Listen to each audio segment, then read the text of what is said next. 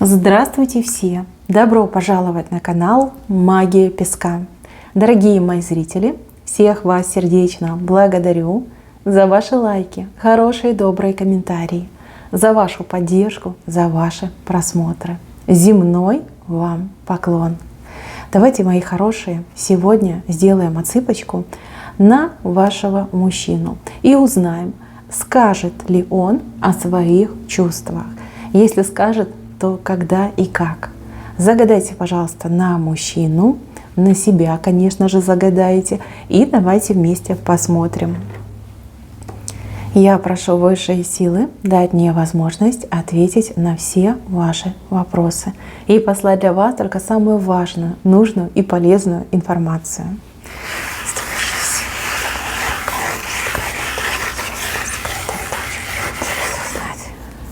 Ух ты, смотрите, как на коне горцует парень на коне. А вам, смотрите, парусник вышел. Слушайте, какие вы разные. Вы оба такие разные. Вы девушка-реалист. Очень, кстати, прагматичная, реалистичная и не летаете в облаках. Хотя очень часто девушкам приписывают, что ах, летает в облаках, ах, там мечтает, а вся такая там из эфира, в розовых лепестках, там в розовых мечтах. Нет, вы не такая абсолютно. Вы видите людей, ну просто насквозь.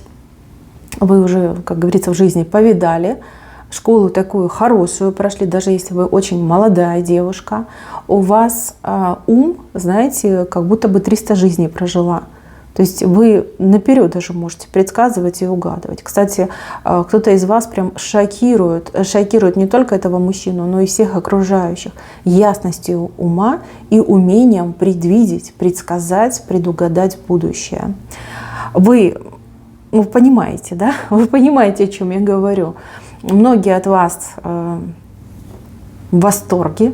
Ах, какая она, боже мой, да, все знает, все умеет, умничка, красавица, вот хочу быть рядом.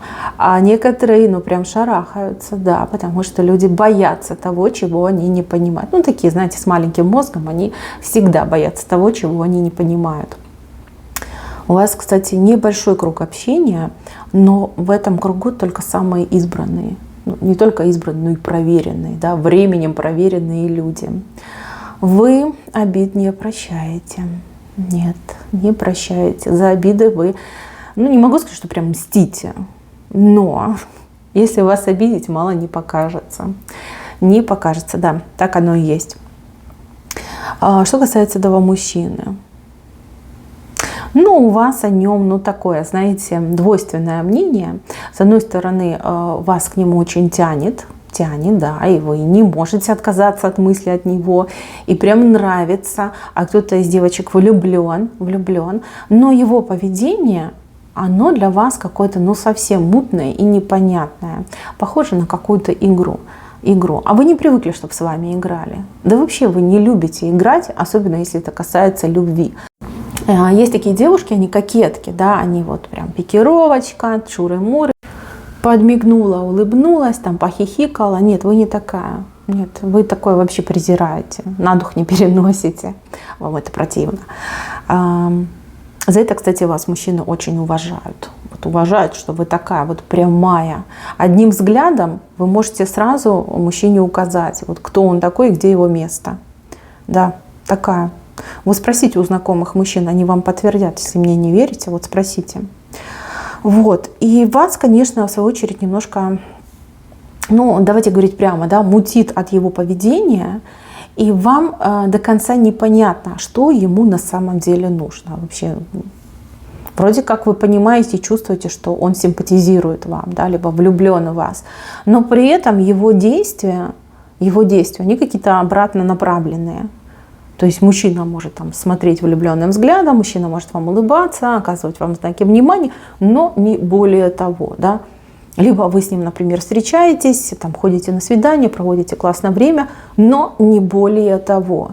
Да? Либо вы уже с ним, например, вместе, и все у вас вроде как и нормально, идеально, но он не развивает ваши отношения, он не кричит, что хочет ребенка, он не делает каких-то действительно действий, мужских действий, чтобы показать, доказать, что он действительно настроен на серьезные отношения, на семью, на дом, да, опять же, на детей. Иногда вам кажется, что вы в нем ошиблись. Иногда.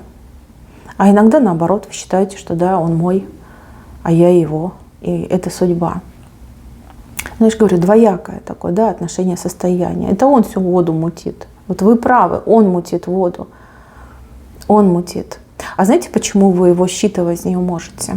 Вот других вы считываете вообще без проблем, как орешки щелкаете, а вот его считать не можете.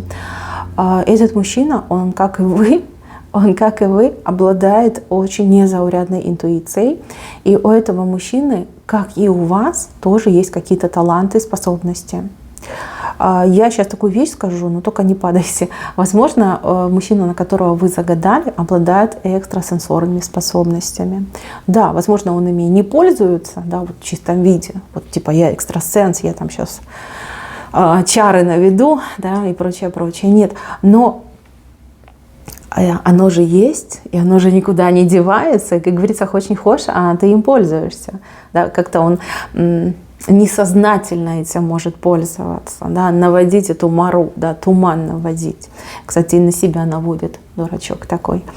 Так, девочки, что сказать? Вы две противоположности, которые притянулись. Причем притянулись вы по судьбе.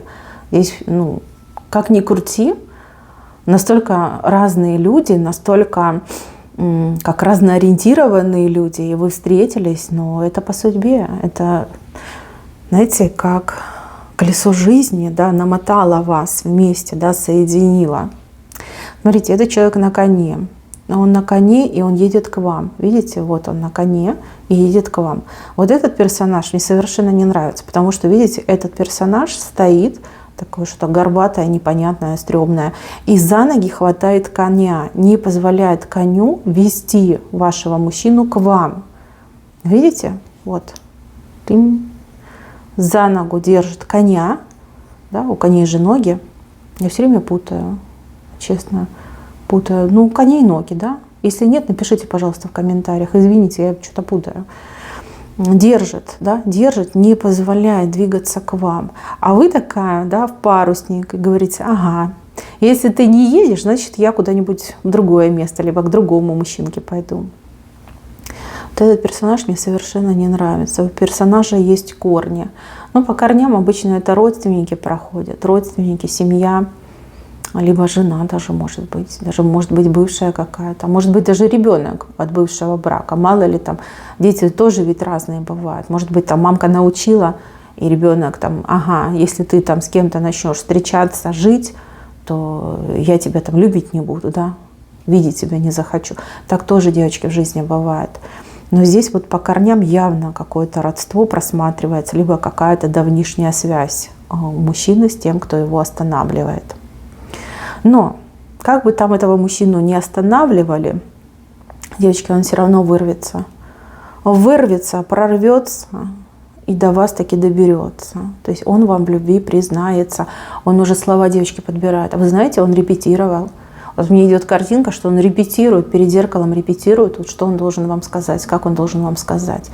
И знаете, еще так проигрывает сценарий. Вот если она там бровь поднимет, значит, продолжу вот так говорить. Если она там улыбнется, так скажу. Да? То есть у него там несколько сценариев уже приготовлено. Так, помимо вот этого человека, видите, здесь еще один персонаж, который вот как колпак, видите, вот персонаж и колпак над головой мужчины этого держит. Кто-то его околпачил. Но этот человек больше похож на что-то работа, бизнес, какие-то договоренности, да, вот что-то делового характера, делового. Околпачили вашего мужчинку. И видите, здесь держат, здесь околпачили. Вот идет ощущение, что у него какая-то невезуха в последнее время, вот прям его преследуют, и он никак не может от этого всего избавиться, откреститься. Да, что прям тяжело мужчине. Тяжело. Давайте я на оракуле, что ли, посмотрю. Что это вообще с ним? Вот с вами намного все проще, с вами намного все лучше. У вас, смотрите, какая у вас тут шикарная птица. У вас события начнут развиваться именно в вашей жизни. Какие-то желания начнут исполняться, какая-то прибыль придет, какие-то возможности появятся. А его мало того, что держат, так еще и околпачили. Очень похоже, что его сглазили. Я, конечно, надеюсь, что это не так. Но сейчас мы с вами все узнаем. Я хочу понять, что с ним происходит. Покажите мне. Что с ним происходит? Ну, не зря у меня и перевернутые карты пошли. Потому что, как я вам и говорила, да, что-то над этим мужчинкой кто-то поработал. Но какое-то было заклинание произнесено, либо какие-то слова были сказаны. Ах, по звездам явно останавливают, явно ему там навешивают. Ну и видите, король пиковый. Да, он в ударном сейчас состоянии. Ударное состояние, ну по книге точно ему что-то тут начитали, наговорили, напоили, накормили. Глаза, значит, замылили. Хорошо, кто это делает? Кто это делает? Кому это надо? Кто делает?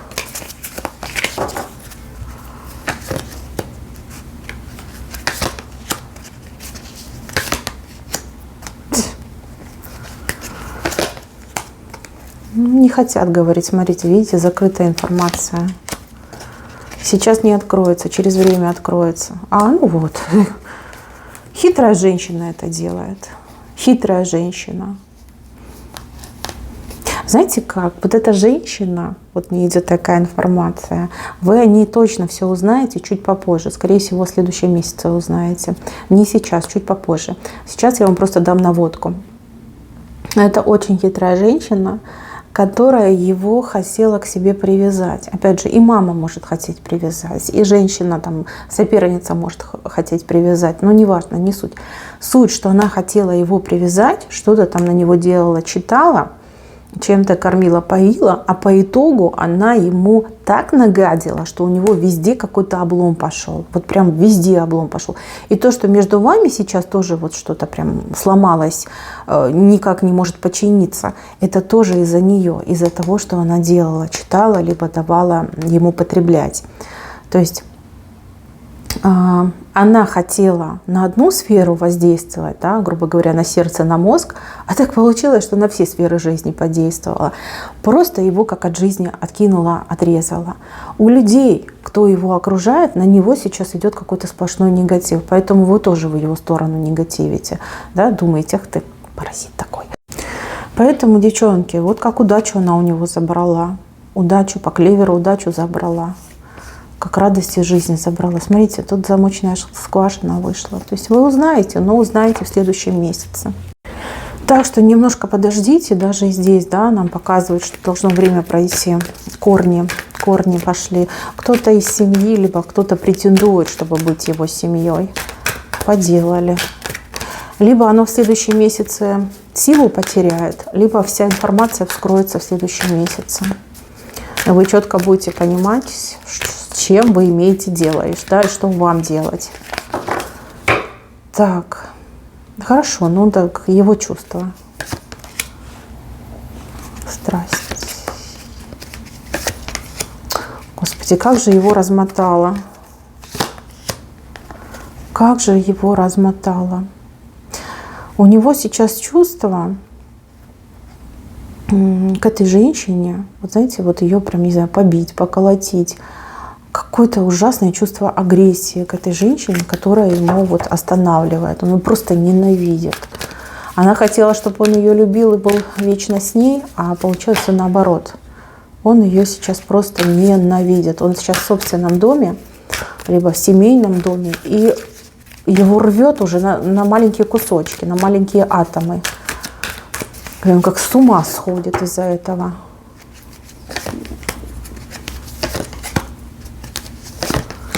Ух ты. Девочки, но он очень боится вас потерять. Очень боится, он очень переживает, что вы от него закрылись. Очень переживает, что сейчас в его жизни вот такая хрень, извините, происходит. Он вас очень любит, и он очень надеется на то, что любовь не погибнет, ваша любовь не погибнет, что ваша привязанность к нему не погибнет, не уйдет. Слушайте, будет он рвать с этой женщиной, вот как хотите. И я вижу, что будет какой-то у вас разговор. Это не будет вот романтическое признание, что он там, я не знаю, перед вами раскланяется, на колено не станет, да, признается в своей любви и прочее, прочее. Это не будет так. Это будет что-то вот в порыве отчаяния. Да, в порыве отчаяния. Ну, например, он там к вам приходит, а вы такая, типа, да я тебя не хочу, да, зачем ты пришел, там, то у тебя не было столько времени, тут ты появился, что ты от меня ждешь. И вот он вас хватает в охапку, говорит, не понимаешь, я люблю тебя. Я тебя люблю. Никто, кроме тебя, не нужен. Знаете, вот как признание в момент отчаяния идет. Понятно, что вы достойны лучшего, достойны действительно там розовых лепестков, шампанского, там романтической музыки, там подарочка хорошего. Но признание от этого человека именно в порыве страстей идет, ну, страстей, эмоций, да. Именно так произойдет. Вот так он вам и признается. Это произойдет в следующем месяце. Где-то вот серединка, 2-3 неделя месяца. У вас будет очень эмоциональный разговор. Вы прям такая, ему говорите, фу, пошел вон. И он вас хватает, вот я прям вижу это, да, он вас хватает и говорит, а я тебя люблю, да, а ты моя. Ты моя жизнь, а ты моя... Знаете, какие-то слова вам такие скажут, которые просто разрежут тишину между вами. Как... Даже не знаю, с чем это сравнить можно. У вас прям в ушах будет звенеть от этих слов. Вот настолько он их искренне скажет, настолько у него глаза будут в этот момент вот такие вот чистые, необычные, и вы ему поверите. Вы ему поверите. Да, девочки, будет именно так. Такая тема, знаете, ну, вроде как легкая, да, на первый взгляд. А видите, какие подробности вскрываются? Под эмоциями, под эмоциями. Он признается именно, да, в какой-то момент такой напряженный. Но, смотрите, после этого ваши отношения начнут наконец-таки развиваться. И развиваться именно в том направлении, которое вы для себя хотели. Да, вот как вы это видели, вот хочу именно так и так. Что там все думали, придумывали, да, вот так оно и пойдет. Здесь мужчинка, ну просто вот он ходит за вами, пылиночки с вас сдувает. Нет, он не подкаблучник и не юбочник, но он настолько будет гореть тем, чтобы вам угодить, что всем будет казаться, что он юбочник. Но вы-то ведь знаете, кто ваш мужчина. Слушайте, отношения прям в гору пойдут. В гору. Тут сразу как на несколько уровней вы с этим мужчиной, как на ракете поднимаетесь. Очень быстро все это пройдет. Девочки, вот этот момент, он очень поучительный. И для вас, и для него. Что конкретно вы должны подчеркнуть, я не знаю. Каждая, я думаю, сама поймет. Но благодаря этому моменту ваши отношения только лишь укрепятся. Усилятся и укрепятся. То, что соединили высшие силы, человек разрушить не может. Да, как бы ни выжился и не тужился, все равно не сможет. А вас именно высшие силы соединили. Так, мои хорошие, на этом все. Не расстраивайтесь. Будет и на вашей улице праздник. Просто дождитесь. Всем спасибо за внимание. Всем пока-пока.